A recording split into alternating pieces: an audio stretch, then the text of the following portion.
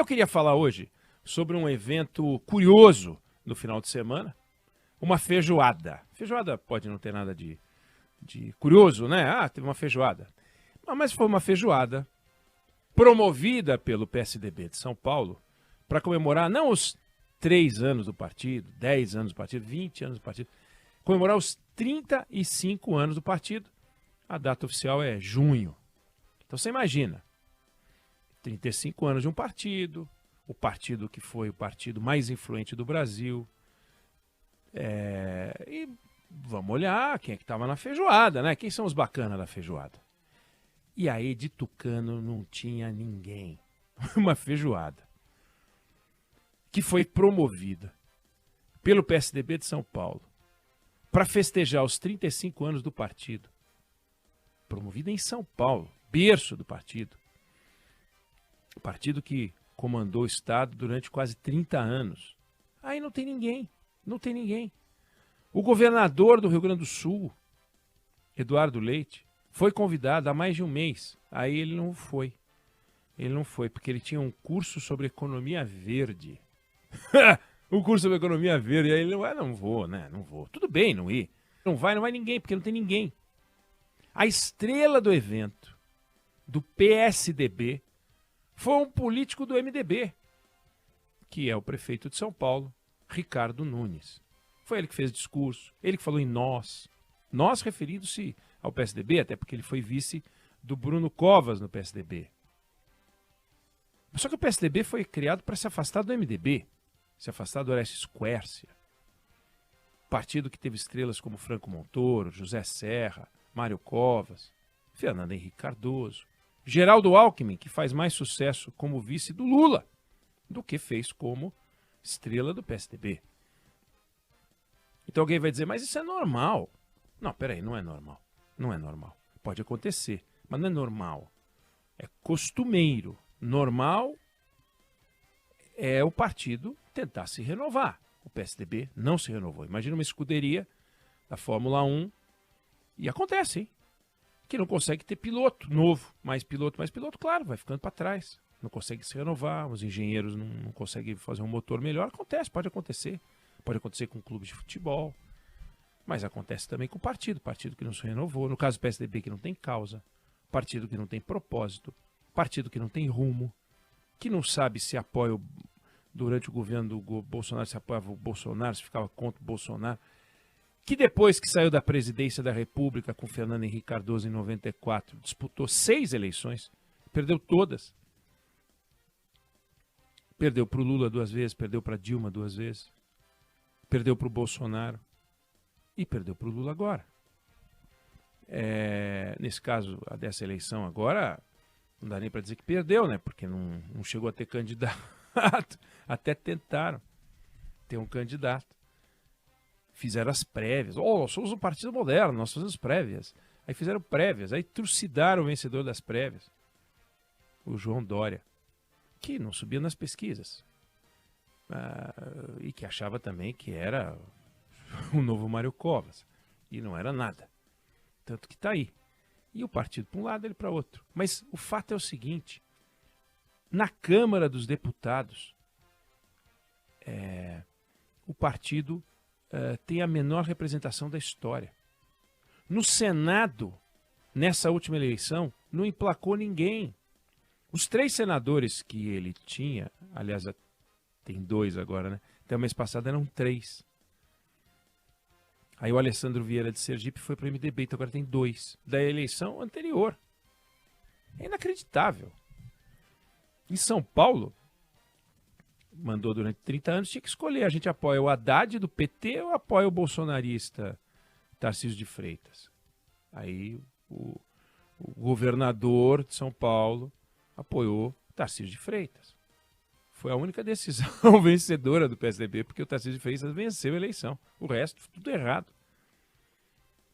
Em 94, o PSDB elegeu o presidente da República e um punhado de governadores, elegeu entre eles o governador de São Paulo, o governador de Minas, o governador do Rio.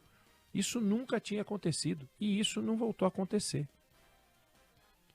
É o partido que foi criado em 88 e em 6 anos chegou à presidência da República, uma trajetória meteórica. Aí hoje o partido vegeta. Acontece isso, volto a dizer, acontece, os partidos perdem a mão quando eles ficam sem projetos. Pega o Fernando Collor, foi eleito em 1989 pelo PRN, ainda até mais impressionante, porque era um partido mais novo ainda, né? O PSDB ainda levou 6 anos. O PRN até existe, virou um partidecozinho aí de quinta, se chama Agir, não elegeu ninguém no Congresso, não conseguiu atingir a cláusula de barreira. Então, a gente vê hoje as figuras políticas de maior projeção no debate, não passa pelo tucano, não tem tucano no meio. Não tem tucano no meio. Está lá o Eduardo Leite tentando criar uma nova largada.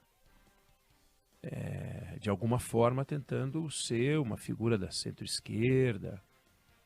Mas a aliança que fortaleceu o PSDB, e aí o seu conflito, foi uma aliança de centro-direita, quando o Fernando Henrique se juntou, então, PFL, para construir um governo de transformação, que foi bem sucedido.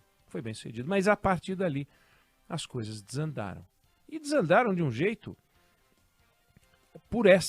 entre outras coisas, misturou corrupção, né, casos seguidos de corrupção, incrível, envolvendo estrelas do partido, tendo que se explicar, Aécio Neves tendo que se explicar, Eduardo Azeredo tendo que se explicar, figuras importantes do partido tendo que se explicar, e aquilo desfez o partido, né? Incrível, um partido que conseguiu perder 2 eleições para Dilma Rousseff, que é ridicularizada, né, pela forma como fala, pelas falas atrapalhadas que tornaram ela famosa. No entanto, ela ganhou a eleição, ganhou o debate do Serra, ganhou do Aécio Neves, né?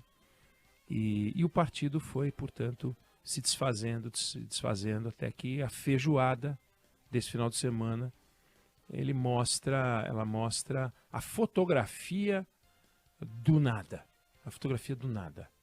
Um partido que tem que se pendurar no prefeito para poder ir em frente. Porque, do contrário, não tem o que fazer, né?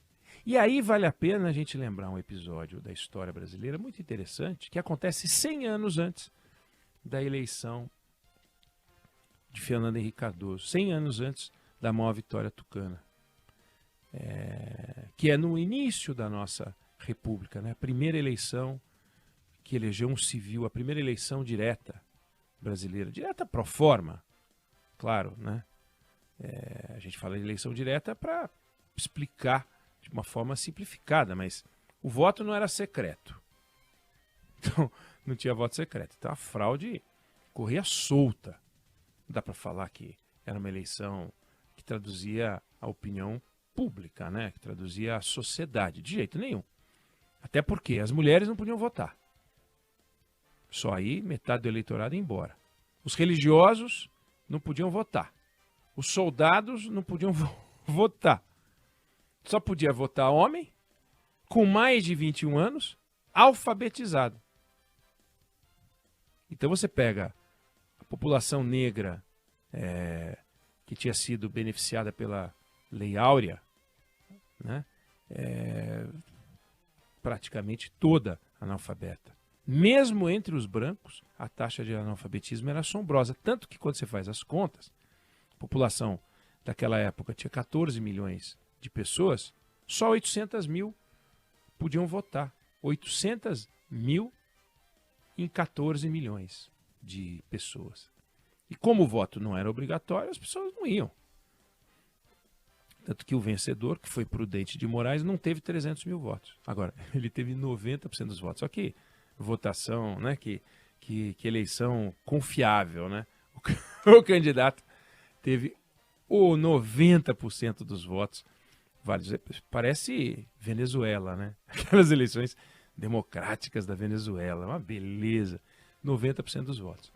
E o partido do Prudente de Moraes era Partido Republicano Federal. Existia o Partido Republicano Mineiro, o Partido Republicano Paulista e criou-se o Partido Republicano Federal. E ele foi criado no ano anterior da eleição. Então eu estou contando essa história toda para dizer que na primeira eleição brasileira, na República, voto direto, depois do Marechal Deodoro, depois do vice Floriano Peixoto, que foi a eleição de Prudente de Moraes, você tinha como vencedor um candidato filiado a um partido que tinha 1 ano de vida. 1 ano. E já, pá, emplacou o primeiro presidente. Ok, pá, que bacana, né?